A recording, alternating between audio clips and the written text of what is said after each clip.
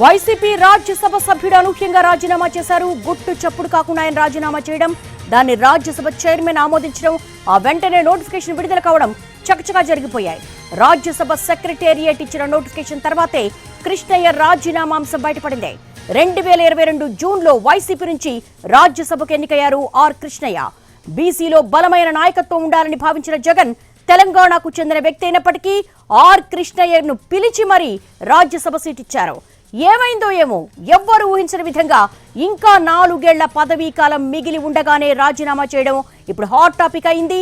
నిన్న ఢిల్లీ వెళ్లిన కృష్ణయ్య నేరుగా రాజ్యసభ చైర్మన్ కలిసి రాజీనామా లేఖిచ్చారు. రాజీనామాని ఈ రోజు రాజ్యసభ చైర్మన్ ఆమోదించారు. ఆర్ కృష్ణయ్య స్థానం ఖాళీ అయిందంటూ బులెటిన్ విడుదల చేశారు రాజ్యసభ సెక్రటరీ.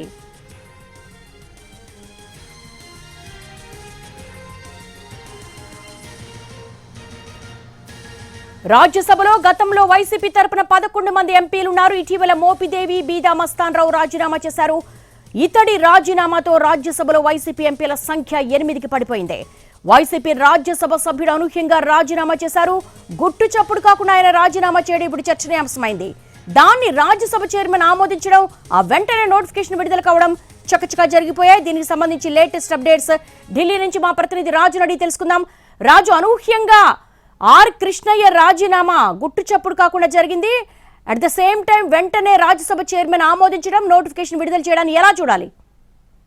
ఎస్, నిజంగా దేవి, ఏ నాయకుడైనా సరే, ఏ సభలో ఉన్నటువంటి మెంబర్ అయినా సరే తను రాజీనామా చేయాలనుకుంటే ముందు తన ఏదైతే కార్యకర్తలతో కావచ్చు, తన సన్నిహితులతో కావచ్చు చర్చించి ఆ తర్వాత రాజీనామా లేఖ ఇచ్చేటప్పుడు ఖచ్చితంగా మీడియా కూడా ఇన్ఫర్మేషన్ ఇస్తారు. సో ఎటువంటి సమాచారం లేకుండా నిన్న ఢిల్లీకి వచ్చినటువంటి ఆర్ కృష్ణయ్య తన రాజ్యసభ సభ్యత్వానికి రాజీనామా చేసి నిన్న సాయంత్రం వెళ్ళిపోయారు.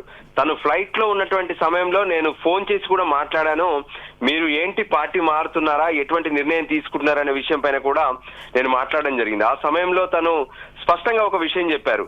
తను ఏ పార్టీకి వెళ్లే ఆలోచన అయితే లేదు ప్రస్తుతం, కానీ ఒక బీసీల కోసం కొత్త పార్టీని ఏర్పాటు చేయాలనే ఆలోచనతో ఉన్నాను అనే విషయాన్ని తను స్పష్టం చేసినటువంటి పరిస్థితి ఉంది. అయినప్పటికీ కూడా తను రాజీనామా చేసిన విషయాన్ని మాత్రం చాలా గుట్టు చప్పుడు కాకుండా తను చాలా సీక్రెట్ గా మెయింటైన్ చేశారు.